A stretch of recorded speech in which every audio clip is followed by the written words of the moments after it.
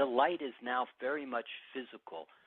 Where I play, you and I haven't talked about this, but where I play predominantly with the archangels in the Mastering Alchemy work, we play in creating these sound tones using the rays of creation and beginning to put those sound tones into geometries to alter this third dimensional space.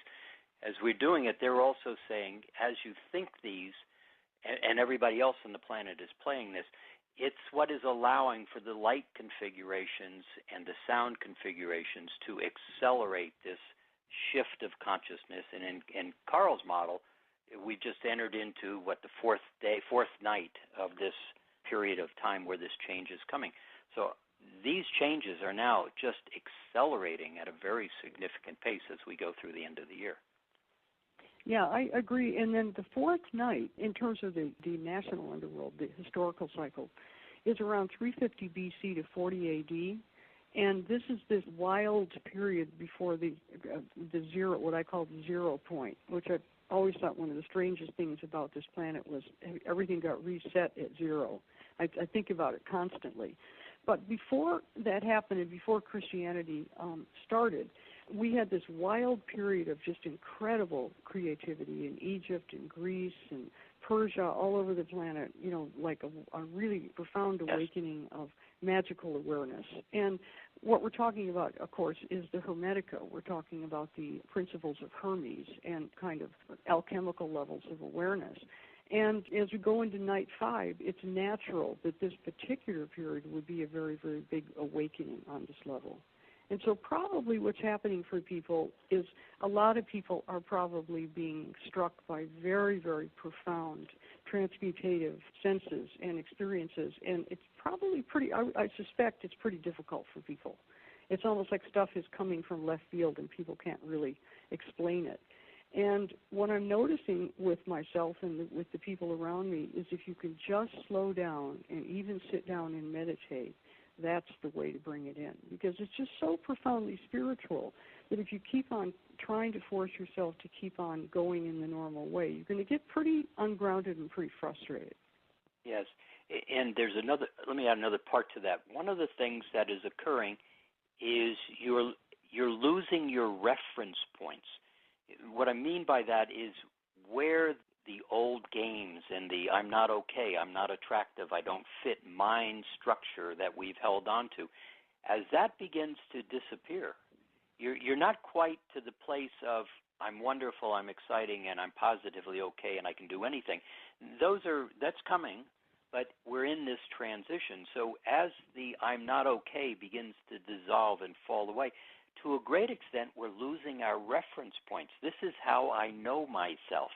And as that goes away, and as these new levels of enlightenment and consciousness and thought and concept begins to move into the consciousness, there is no new reference point to say, oh, this is how I do this, or how I perceive myself, or how I move around.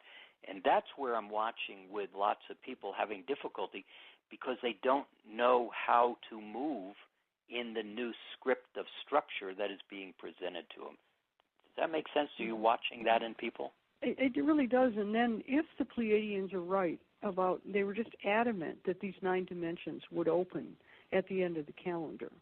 Well, yes. Then, just like in the past, thousands and thousands of years ago, and I'd like to put something in here, we are beings who have been alchemists and we have been privy to hermetic awareness. We have a tremendous background within ourselves and within our heart and within our soul that actually knows all about the perennial wisdom. And so the other way this can work is that as that 9-dimensional field opens in this reality, then if people can just get rid of that left brain, this is a good year to let the left brain go as much as possible. Because if you can just let it come in and accept it for what it is, then immediately everything gets to become very, very magical and very miraculous. And as far as I can see, our spiritual guides and the beings that are helping us through this seem to be giving us every opportunity that we could possibly get in order to start making this shift into this new mode of being a human. let's expand on it a little bit more here for people listening. A lot of that has to do with the perception, again, of time. If you hold on to I am everything that my past says I experienced, and based on what I was told I was in my past is what I hope I'm going to be or I hope I'm not going to be in my future. If you hold on to that lineal experience or perception, in present time, your life is being rearranged moment by moment. And trying to fit your life into past and future is going to be very, very challenging as you go forward. But if you can get into the present moment, is kind of where I'm hearing Barbara talk, and just get in alignment with yourself, you're going to find you're going to be shifted and moved and changed all over the place to a great extent. If you can be a little bit amused with it, it's an adventure rather than a catastrophe.